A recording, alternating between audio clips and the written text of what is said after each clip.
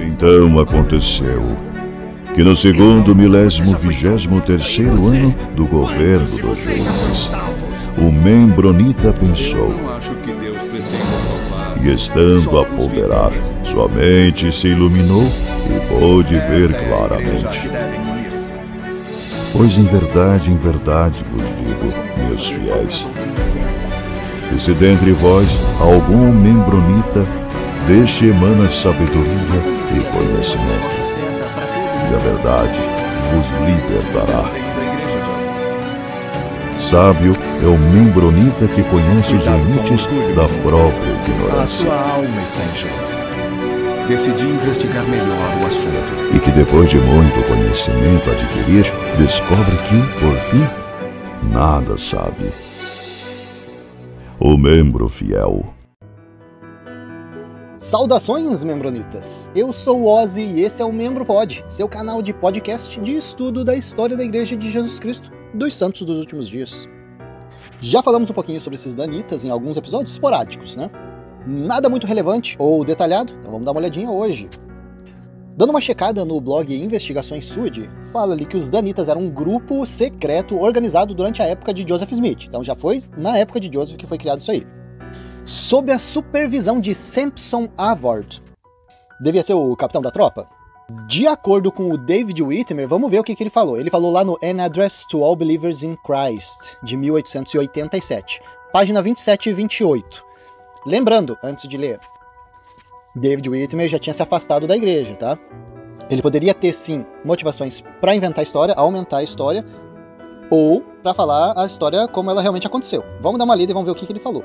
Na primavera de 1838, e aliás, uma pausa aqui de novo, vamos lembrar o que aconteceu em 1838? Acho que 37 ou 38 que faliu aquele banco Kirtland Safety Society, muitos membros da igreja ficaram chateados com Joseph Smith, se afastaram, e em 38 teve aquele discurso, o sermão salgado, e o discurso de 4 de julho do Sidney Rigdon, com aquelas ameaças, né? Teve umas ameaças, vocês aí que estão se afastando da igreja, se preparam, vão ser eliminados da face da terra. Então, nessa época, na primavera de 1838, os líderes da igreja e muitos dos membros caíram profundamente no erro e na cegueira. Em junho de 1838, em Far West, Missouri, uma organização secreta foi formada e o Dr. Avard foi colocado como líder do grupo.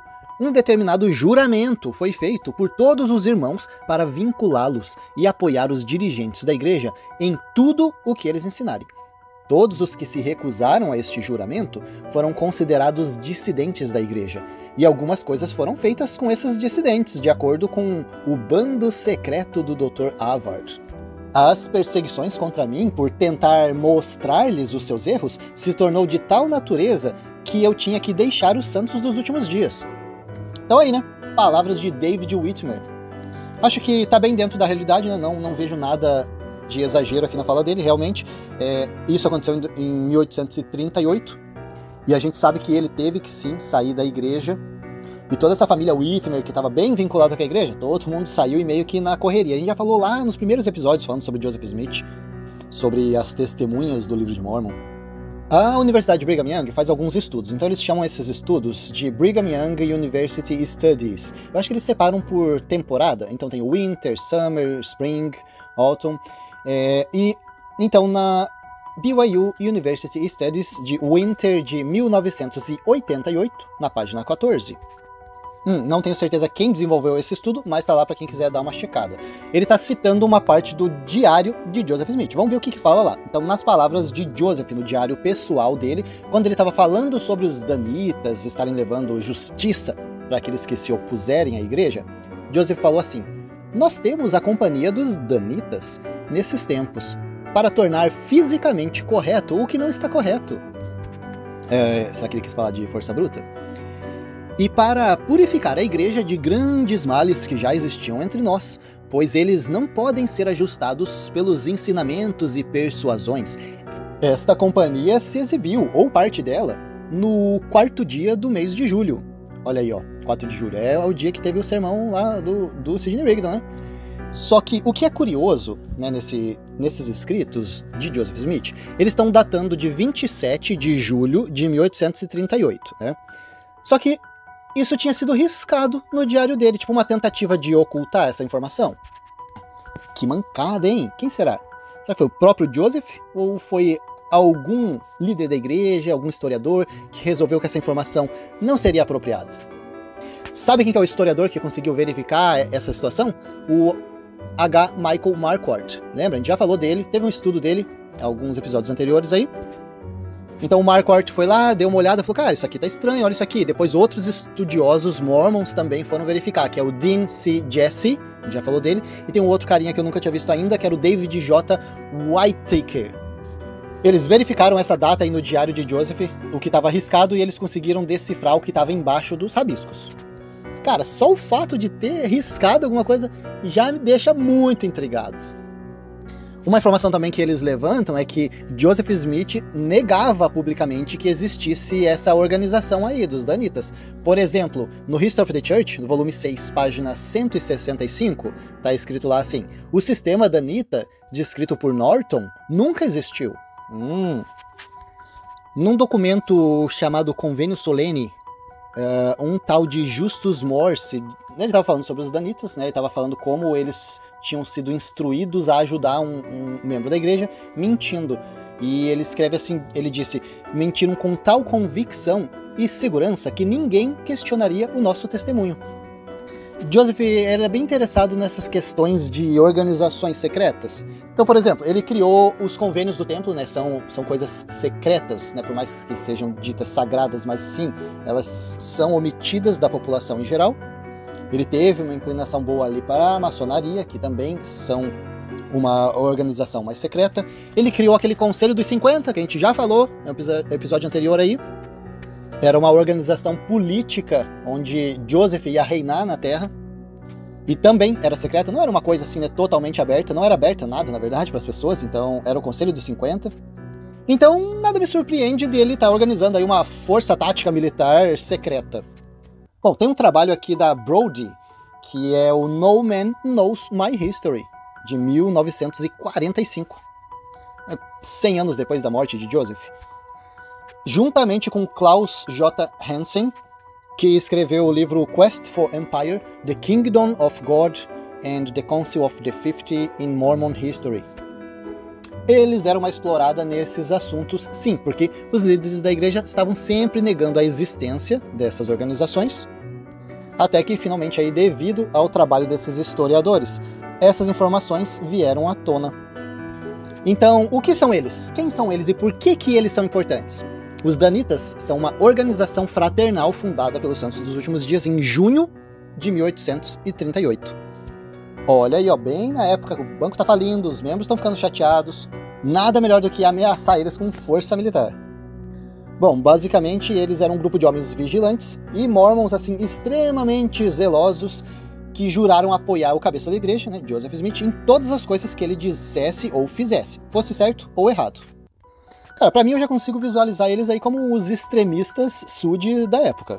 É isso, cara, eles iam fazer o que Joseph dissesse independente de ser certo ou errado. O foco deles era sobre aqueles que eram considerados uma ameaça para a igreja e para os membros dela, que eles chamavam de dissidentes. Tanto aqueles que eram contra a igreja, quanto aqueles que deixaram a igreja. Bom, dei uma pesquisada aqui, não consegui encontrar, mas no Investigações Sud eles citam um documento chamado Manifesto Danita. Então, não sei da existência, tá? Então eu já vou deixando claro, né? Porque tem alguns documentos que sim, são oficiais da igreja, que a gente pode encontrar essas informações no próprio site oficial da igreja, documentos oficiais da história da igreja, outros documentos são coletâneas de críticos da igreja e livros contra a igreja, que também, né, não perde a sua validade, mas a gente tem que dar uma analisada qual a procedência dos documentos originais. E no caso desse aqui eu não consegui encontrar onde tá. Não estou dizendo que não existe, mas tá um pouco vago para mim, porque ele tem bastante informação interessante. A gente vai dar uma lida, né, mas a gente tem que dar uma conferida nessa fonte. O Manifesto Danita adverte abertamente qualquer dissidente que ouse cruzar o seu caminho. Vamos ver o que fala ali? Abre aspas. Temos solenemente avisado de maneira mais explícita que, se você não parar com a devassa de abuso dos cidadãos deste país, que a vingança irá alcançá-lo mais cedo ou mais tarde, e que, quando ela vier, será tão furiosa como uma avalanche de uma montanha, e tão terrível como uma tempestade. Mas você será afetado por ignorar nossos avisos e ouvi-los com escárnio ou deboche ou ameaça e continuar no seu curso anterior. E a vingança não dormirá nem descansará. E a menos que você nos atenda neste momento e atenda a nossa solicitação, você será surpreendido no momento em que não esperar. E em um dia, quando você não estiver olhando para ela. E para você não haverá fuga. Há apenas um decreto para você, que é partir. Ou uma fatal calamidade acontecerá a você. Fecha aspas. Então esse documento, o Manifesto Danita, na página 103 a 106.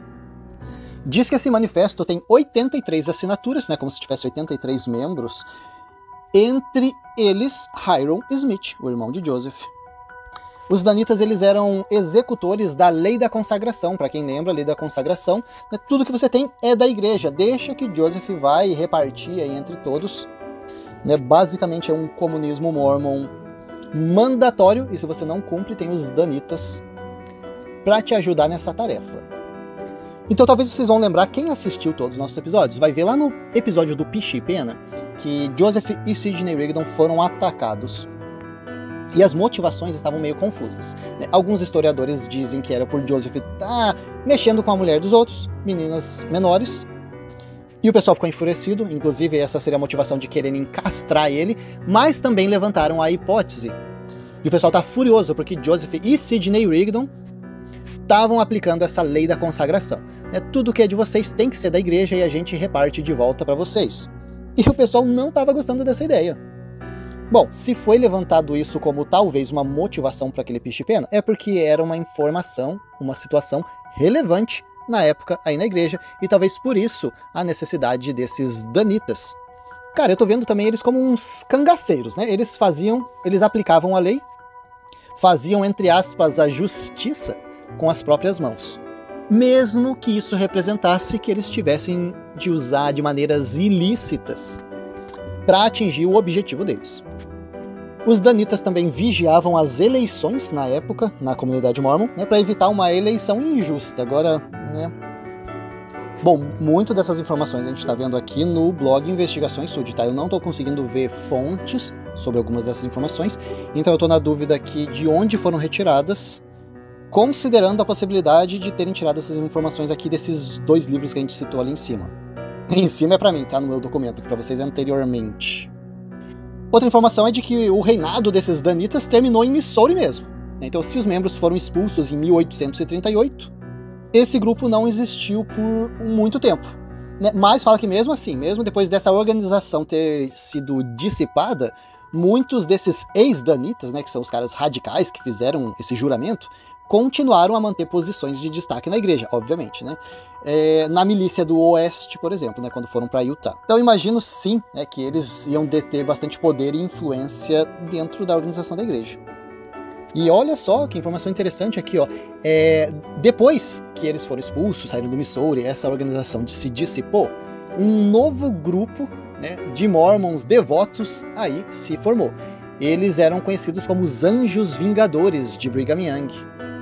Olha, não ouvi falar ainda desses carinhas. O número desses mormons que pertenceram aos danitas não é conhecido, então dentro desses Anjos Vingadores, quantos eram ex-danitas? Não sei. Mas está dizendo aqui, no entanto, o propósito deles era o mesmo. E inclusive, uma informação aqui valiosa, sabe aquele massacre de Mountain Meadows, que a gente vai falar, mas muita gente já sabe? Pois é, ele foi liderado por um carinha chamado John D. Lee. Ele era um ex-danita. O que faz muito sentido com a forma que aconteceu esse evento aí, o massacre.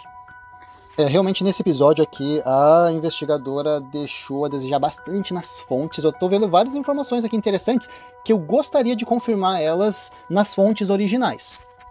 Por exemplo, ela falou aqui, há indícios de que a expiação pelo sangue estava em vigor quando tinha essa prática, com o Brigham Young e dos Anjos Vingadores. Então, aqui está dizendo, foi dito que os anjos reforçaram a expiação pelo sangue. É como se fosse um juramento de sangue. Sim, tá parecendo realmente que teve essa fala, foi dito. Eu quero saber onde foi dito. A investigadora comenta sobre um livro interessante para quem tiver o interesse de absorver um pouco mais de informação, Brigham's Destroying Angel. né, o Anjo Destruidor de Brigham Young. Escrito por Bill Hickman, ele foi o chefe danita de Utah, ele escreveu esse livro em 1872. O livro também foi revisado ali pelo casalzinho Gerald e Sandra Tanner. Se der uma procuradinha aí na internet, vai encontrar o PDF. Pegando um outro trecho aqui ainda de uma publicação da investigadora, Oliver Cowdery e David Whitmer ficaram morando perto de Far West, lá em Missouri então, por mais 2 meses, até o sermão de Sidney Rigdon em 17 de junho de 1838. Olha, então lembra? Junho foi quando os danitas surgiram. Então parece que o Whitmer e o Cowdery estavam meio brigados, já fazia 2 meses que eles ainda estavam por lá, e o Sidney Rigdon resolveu fazer aquele sermão salgado dele, no qual ele falou que eles eram o sal da terra que haviam perdido o sabor e, portanto, deveriam ser pisados. Pois é, esse sermão aí foi entendido por eles como uma ameaça de morte, né, por parte dos danitas. No livro de Arza Evans, o livro chamado The Keystone of Mormonism, páginas 154 até 162, está falando sobre as acusações criminais contra Joseph Smith, e nessas acusações cita a criação de uma força policial secreta. Vamos dar uma lida, porque tem bastante coisa interessante nesse livro. Fala assim, ó, Joseph Smith organizou um grupo secreto de policiais mormons chamados Danitas, para lutar contra os inimigos externos e também para livrar a igreja de seus dissidentes, que são os apóstatas. Cada danita fez um juramento de sangue para apoiar a primeira presidência, estivesse ela certa ou errada, mesmo para derramar sangue. Foram dados a cada membro sinais secretos, apertos de mãos e senhas para identificar os outros membros. Foi dito aos danitas por Joseph Smith e Sidney Rigdon: vocês foram escolhidos para serem o nosso capitão, para governarem sobre este último reino de Jesus Cristo. O livro continua ainda. No reino de Deus, de Smith, os apóstatas eram culpados de traição e, portanto, mereciam ser mortos. Pouco importa que nenhuma organização religiosa na América tinha qualquer autoridade legal para matar alguém. Uma vez que o reino de Deus tem precedência sobre os governos dos homens, o profeta do Senhor e seus seguidores estavam acima das leis de Missouri, de qualquer outro estado ou até mesmo do governo dos Estados Unidos. Essa atitude acima da lei logo causou sérios problemas a Smith e seus parceiros no crime. Ainda em Missouri, Smith, Rigdon, Pratt e outros líderes da igreja foram presos por causa de um grande número de crimes, incluindo traição contra o estado do Missouri, assassinato, incêndio, roubo e furto. Enquanto estavam sendo transferidos da cadeia de Liberty para outro local, ele escapou e fugiu para Commerce, em Nauvoo, Illinois. Mas essas antigas acusações em Missouri iriam assombrar esses fugitivos da lei ainda por muitos anos. Apesar dos depoimentos e declarações sob juramento de vários homens, incluindo 2 dos próprios apóstolos de Joseph Smith, que eram Thomas B. Marsh e Orson Hyde, Smith afirmou que não tinha conhecimento nem qualquer responsabilidade sobre os danitas. Mas Smith, Rigdon, Taylor e outros líderes da igreja estavam sob o controle dos danitas. Organizaram esse grupo militar secreto e deram-lhes suas ordens. Ao negarem o envolvimento, estavam simplesmente mentindo. A história pessoal de Smith afirma que, para se livrar de problemas legais no Missouri, ele pagou as despesas jurídicas e subornos em mais de $50 mil. Pois é, a gente vê que tem bastante informação aqui, tá? Então a gente tirou da onde? Daquele livro ali, The Keystone of Mormonism. Provavelmente eles citam as fontes onde eles coletaram essas informações, tá? Então, para quem tiver interesse em verificar sobre esse assunto, vai lá que provavelmente vai encontrar bastante informação. Agora, partindo ali para o blog A Verdade Sud, eles têm algumas citações sobre os danitas. Vamos dar uma olhadinha o que a gente consegue encontrar que foi dito sobre os danitas. No livro Quest for Refuge, página 75, está dizendo que Joseph Smith falou aos danitas: vocês foram os escolhidos para serem nossos capitães para o governo deste último reino de Jesus Cristo. Outra citação referente aos danitas é quando Sidney Rigdon, em 17 de junho de 1838, falou: quando os homens abraçam este evangelho e depois perdem sua fé, é o dever dos santos pisoteá-los e dispersá-los. Nesse livro ainda, Quest for Refuge, na página 77, comenta que o Heber C. Kimball falou que a Bíblia estava errada quanto à morte de Judas Iscariotes. Na verdade, a Bíblia entra numa contradiçãozinha aí sobre a morte dele, né? Mas o Herbert C. Kimball veio com uma informação nova. Ele falou que foram os outros 11 apóstolos que bateram nele até a morte. E o Herbert C. Kimball ainda falou: sei que o dia que os homens negarem seu sacerdócio e se virarem contra nós e contra os convênios que fizeram, eles deverão ser destruídos, tal como Judas foi. Pois é, pelo jeito parece que os membros que se batizavam na igreja era só um caminho de ida, né? Pode virar membro, mas não pode sair. Se sair, você escolheu a morte. E não é a morte espiritual, não, é morte física mesmo. Na página 80, tá falando ali ó, que aos dissidentes, né, são as pessoas que saíram da igreja, incluindo os proeminentes Oliver Cowdery, Lyman Johnson e David Whitmer, era dado o prazo de 3 dias para saírem do oeste do Missouri, ou então enfrentar a fúria dos danitas. Aos danitas foi dito por Joseph Smith que o reino de que o profeta Daniel, que é daí que saiu o nome Danitas, falava que deveria esmagar todos os outros, era a igreja nesses últimos dias. Ah, aquele sonho, será? Teve um sonho de Daniel lá que teve uma pedra que saiu e esmagou tudo. Era a igreja nesses últimos dias. Ah, por isso eles eram os danitas, eles iam esmagar todos os outros. Ah, ele continua. E que era o dever deles preparar todas as coisas, pois a vinda de Jesus Cristo estava às portas. Quando questionado judicialmente, Joseph sempre negou o envolvimento dele com esses danitas, inclusive que nunca tinha nem ouvido falar de tal organização. Quem também negava era John Taylor, lá no History of the Church, no volume 3, página 167. Vamos ver o que ele fala lá. Eu tenho ouvido muitas coisas sobre os danitas, mas eu nunca ouvi nada deles entre os santos. Se realmente houve tal organização, eu nunca tomei parte nela. Bom, né, o blog ainda levanta aqui, né, fala, ó, Joseph Smith, Sidney Rigdon e John Taylor, sim, eram líderes da igreja e estavam no comando dos danitas. Eles montaram essa organização militar secreta e davam ordens a ela. Se Joseph mentiu sobre a poligamia e tantas outras coisas, como podemos acreditar em sua palavra? Se considerarmos que os danitas realmente existiram, será que tinha alguma possibilidade de Joseph algum dia admitir isso? Que ele comandava um grupo de extermínio? Tem algumas argumentações aqui nos comentários, por exemplo, o carinha falou ali, olha, né, se existiu, deve ser membro da igreja, né, se existiu esse grupo dos danitas, por que eles não foram libertar Joseph Smith lá de Carthage? Né, ou esses caras eram muito fracote, ou nunca existiram.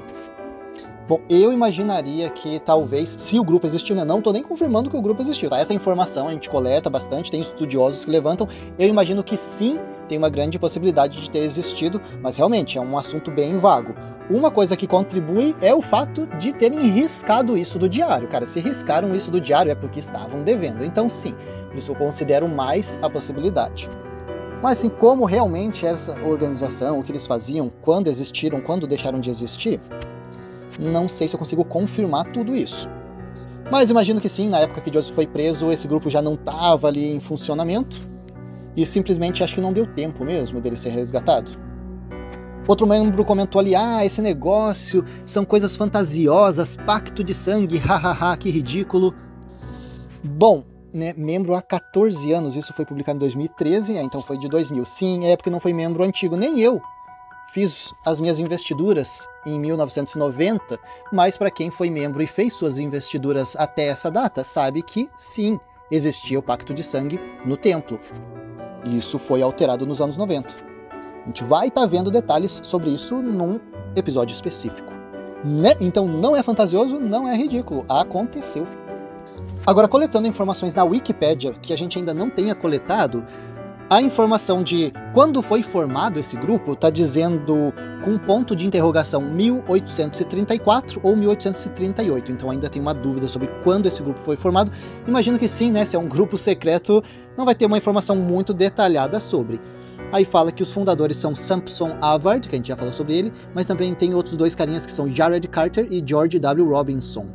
Fundado aonde? Em Far West, Missouri. Quando foi dissolvido, né, deixou de existir o grupo, tá entre ponto de interrogação também 1870, é uma informação diferente.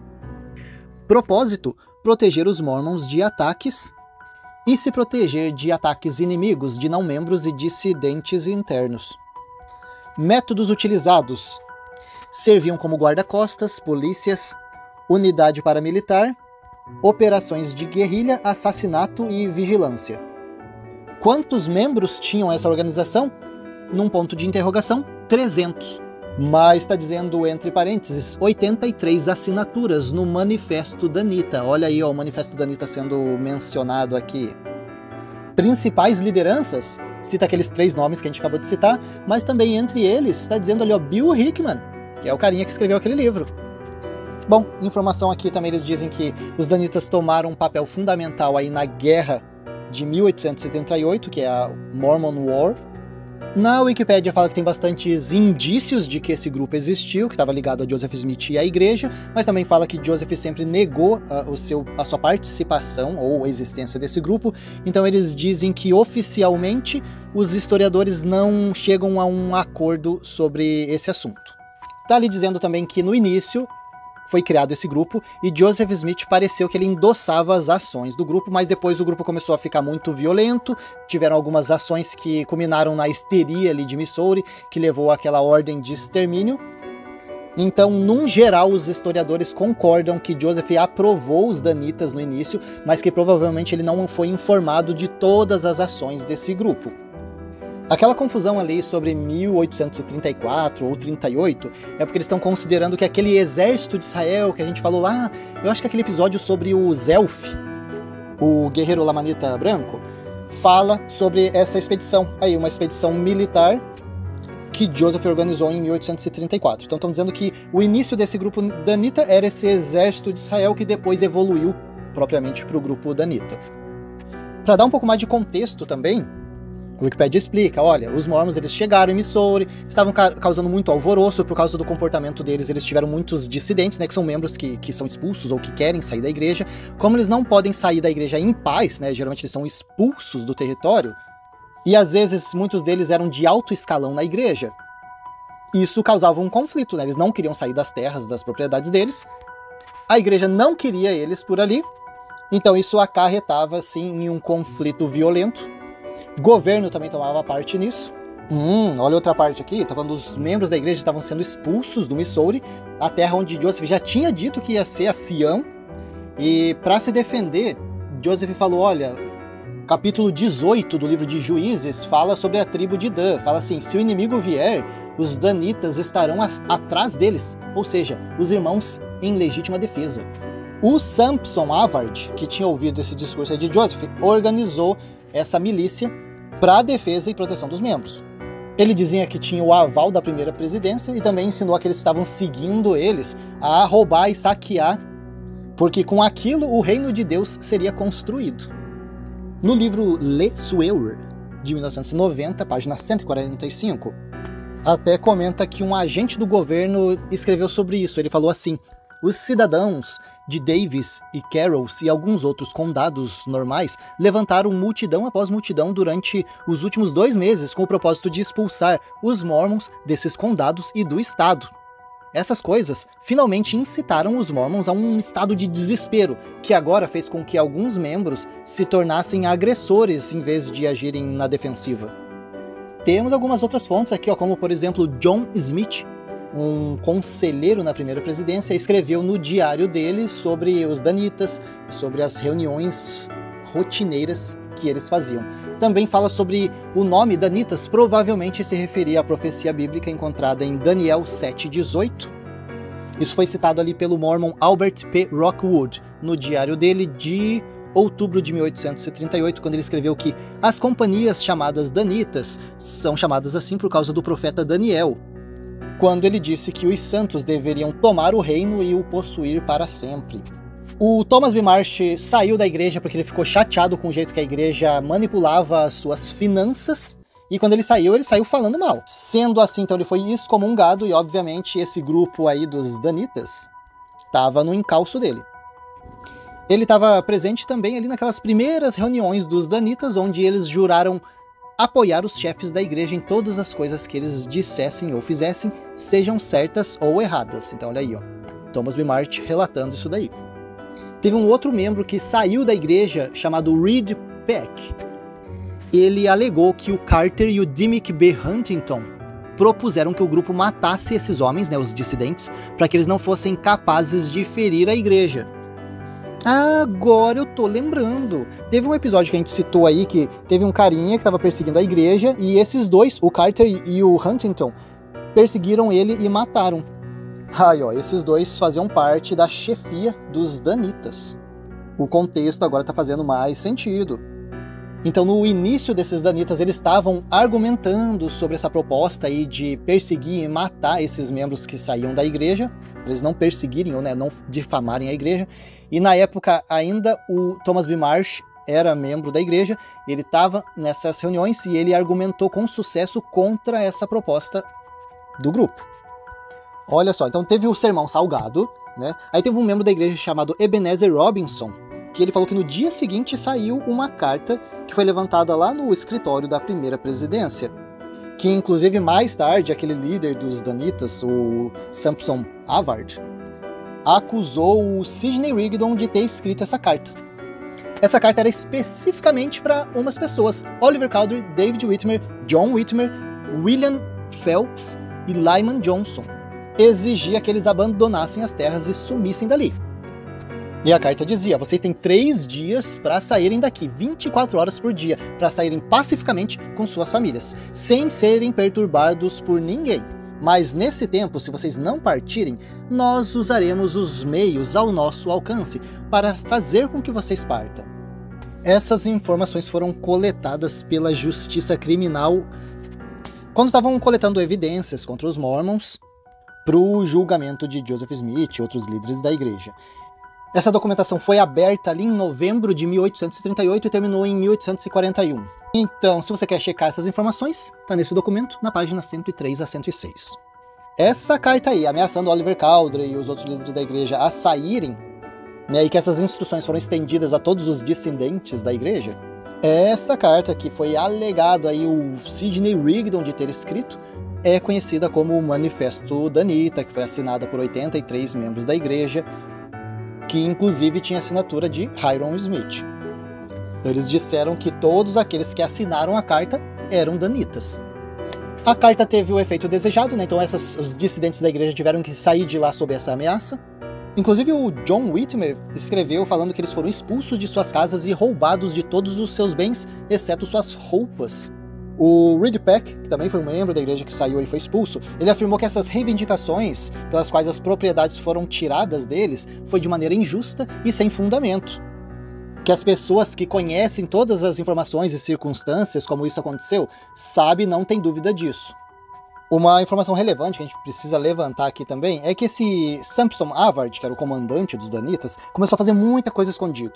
Joseph não estava ciente das coisas, começou a se sentir prejudicado, então ele tomou uma ação contra ele. Tirou o Havard da liderança dos Danitas. O Havard não gostou muito disso, então Joseph teve que excomungar ele da igreja. No History of the Church fala assim: quando o conhecimento da malandragem de Havard chegou à presidência da igreja, ele foi afastado da igreja e todos os meios adequados foram usados para destruir sua influência, o que o deixou altamente indignado e começou a mostrar suas intenções malignas. Mas descobrindo que todos os esforços eram inúteis, ele novamente se tornou um conspirador e procurou fazer amizade com a turba. Então, para mim, o que parece, Joseph começou a perder muito o controle sobre esse grupo. Parece que no início ele gostou da ideia, perdeu muito o controle, né? Retomou o controle e manteve essa organização, mas não obviamente com esse nome, mas um grupo ali para ajudar no cumprimento daquela lei da consagração, nas atividades políticas dele e como uma milícia. Uma outra informação relevante aqui mostra, pelos estudos do Michael Quinn, que é aquele historiador famoso e levanta várias informações, teve um cara chamado John Sapp, que alegava ter sido danita, e ele escreveu uma declaração, aquele affidavit, né, que de 4 de setembro de 1838, afirmando que existiam mais ou menos 800 a 1000 homens bem armados e equipados dentro dessa organização dos danitas. E um outro cara também que confirma ser danita e essas informações, que é o Anson Call. Mas ainda assim tem alguns historiadores que não confirmam essa informação, porque teve um outro danita, um outro membro da igreja, o John Corrill, que saiu da igreja e ele falou: olha, os danitas eram mais ou menos 300 homens. Então, entre 300 a 1000 pessoas. Joseph sempre negou ter sido parte dos danitas, ou até de conhecer os danitas, mas em 1834 ele foi eleito como comandante-chefe do exército de Israel, que alguns historiadores consideram ter sido o início desse grupo danita. Tem algumas evidências, como esse diário riscado, ou também quando foi feito aquele discurso, olha, vocês dissidentes, têm que ir embora, se vocês não forem embora, vocês vão ver o que vai acontecer com vocês. Bom, a não ser que fosse o grupo danita a tomar essas providências, fica muito vaga essa ameaça. E se Joseph estava se referindo aos danitas, vocês vão ver o que vai acontecer com vocês. Os danitas vão tomar uma providência. Isso mostraria, então, que Joseph, pelo menos, estava aprovando as ações desse grupo. Indo para o site da igreja, tem sim uma publicação chamada Danitas. Então, se você for na lupa no site da igreja, Danitas, quem foram?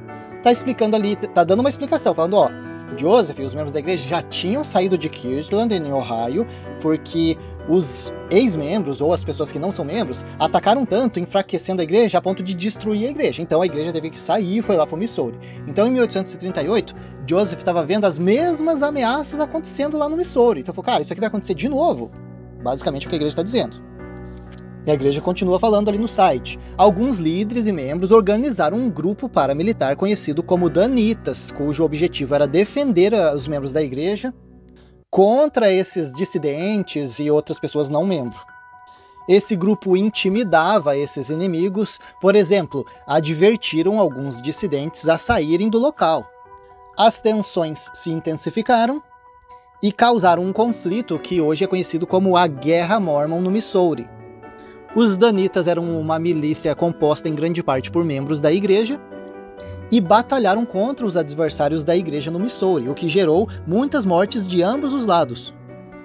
Olha só que engraçado, no site da igreja, os historiadores em geral concordam que Joseph Smith aprovava os Danitas, mas que provavelmente não foi informado sobre todos os seus planos e que também não concordaria com todas as suas atividades. Os Danitas existiram por apenas 5 meses, de junho a outubro de 1838. Apesar da curta duração, isso resultou em um mito muito exagerado sobre essa sociedade secreta de justiceiros mormons. Olha, quase que eu concordo sim com essa finalização. Sim, né, parece, para mim, pelo menos parece realmente.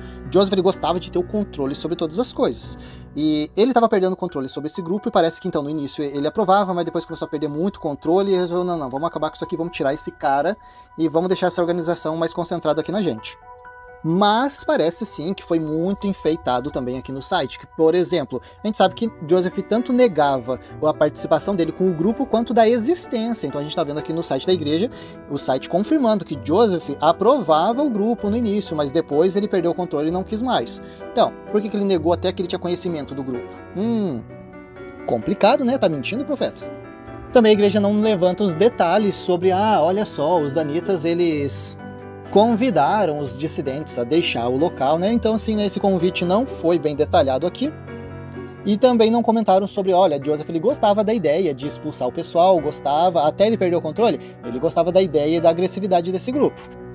Eu encontrei mais algumas falas relacionadas aos Danitas. Então, na parte da Constituição Danita, conforme foi citado no documento 189 do Senado da segunda sessão do 26º Congresso, foi dito assim: em nome de Jesus Cristo, o Filho de Deus, obrigo-me solenemente a sempre ocultar e nunca revelar os propósitos secretos desta sociedade. Se eu o fizer, o mesmo, considerarei minha vida como confisco. Outra fala registrada ali no A Hierarquia Mormon, página 113. Relata a promessa danita ao profeta, feita por Alanson Ripley, e ele comenta assim, que a promessa era assim: a partir de hoje, eu me declaro o vingador do sangue daqueles homens inocentes e da causa inocente de Sião. No projeto Joseph Smith Papers tem o Diário de Joseph Smith. Em 27 de julho de 1838, Joseph cita assim no diário dele: temos um grupo de danitas nestes tempos para corrigir fisicamente aquilo que não está certo e para limpar a igreja de males muito grandes que até agora existiram entre nós, na medida em que não podem ser corrigidos por ensinamentos e persuasões. A gente já leu isso aqui. Tem também uma citação do William Law, numa declaração de 31 de julho de 1887. Olha, cara, um tempão depois. Será que ele tinha saído da igreja nessa época? Não sei. Só sei que então o William Law estava citando Joseph Smith quando ele falou: olha, Joseph falou assim: mandei Orrin Rockwell, líder dos Danitas, para matar Boggs. Boggs eu acho que era aquele juiz. Mas ele errou, foi um fracasso, ele o feriu em vez de mandá-lo para o inferno. Outro que falou alguma coisa também foi o John Corriell, no livro A Brief History of the Church of Jesus Christ of Latter-day Saints, página 31. Tá? Aquele membro que saiu da igreja. Ele estava explicando ali, dizendo: a primeira presidência não parecia ter muito a ver com isso no início. Eles, no entanto, participavam ocasionalmente de suas reuniões, dos danitas, e sancionavam seus atos. Numa carta escrita pelo Sidney Rigdon em 21 de outubro de 1844, está dizendo assim: era dever imperativo da igreja obedecer à palavra de Joseph Smith, ou da presidência, sem questionar, e que se houvesse alguém que não o fizesse, deveria ter a garganta cortada de orelha a orelha. O John Whitmer, no livro dele intitulado O Livro de John Whitmer, página 165, ele falou assim: enquanto estávamos fora, Joseph e Rigdon e seu bando de gadiantons mantiveram guarda e vigiaram nossas casas e abusaram de nossas famílias e os ameaçaram de que se não fôssemos embora pela manhã, seríamos expulsos e ameaçariam nossas vidas caso os danitas nos vissem em Far West. O Benjamin Johnson escreveu um livro chamado Revisão da Minha Vida. Ele fala assim, minhas simpatias foram atraídas pelas mulheres e crianças, mas eu não podia me permitir de forma alguma que isso me dissuadisse do meu dever. Então, enquanto outros pilhavam e buscavam algo para levar, eu fazia o meu melhor para proteger aquelas famílias que deveriam fugir a cavalo. Enquanto outros de nós estavam queimando e saqueando, minha missão era mais de misericórdia. Mas é claro que fiz inimigos por conta disso.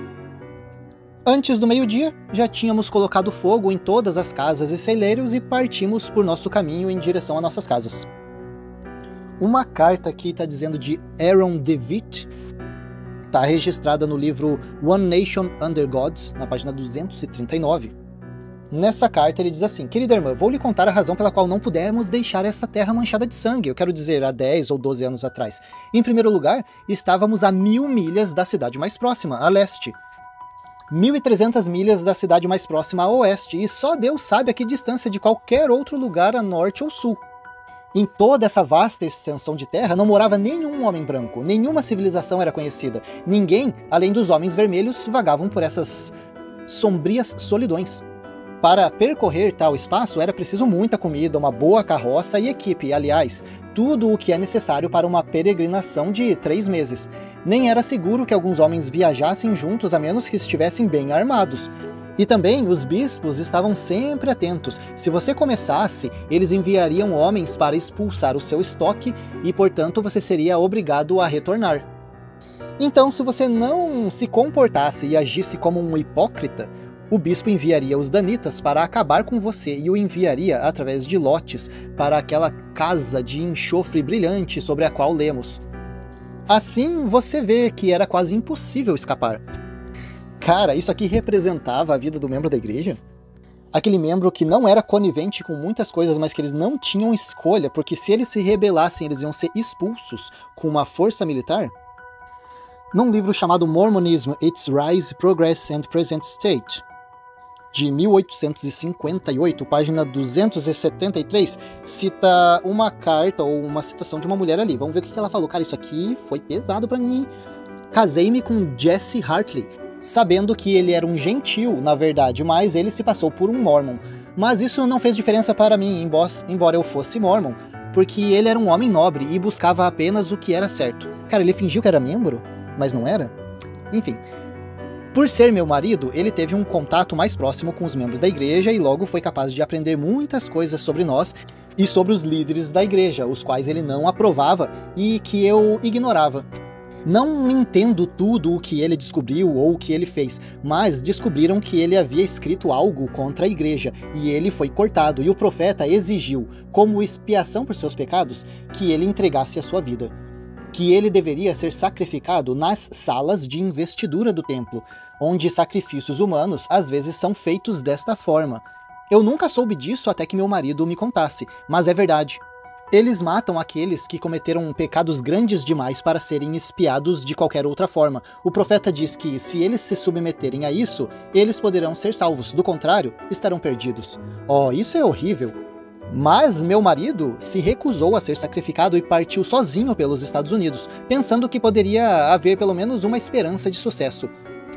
Eu disse a ele, quando ele me deixou e deixou seu filho, que ele seria morto. E ele foi. William Hickman Lembra quem que é William Hickman? Bill Hickman, aquele cara, o líder dos danitas? Então, William Hickman e outros danitas atiraram nele nos desfiladeiros, e muitas vezes eu fui obrigada a cozinhar para este homem quando ele passava por aqui, sabendo o tempo todo que ele tinha matado meu marido.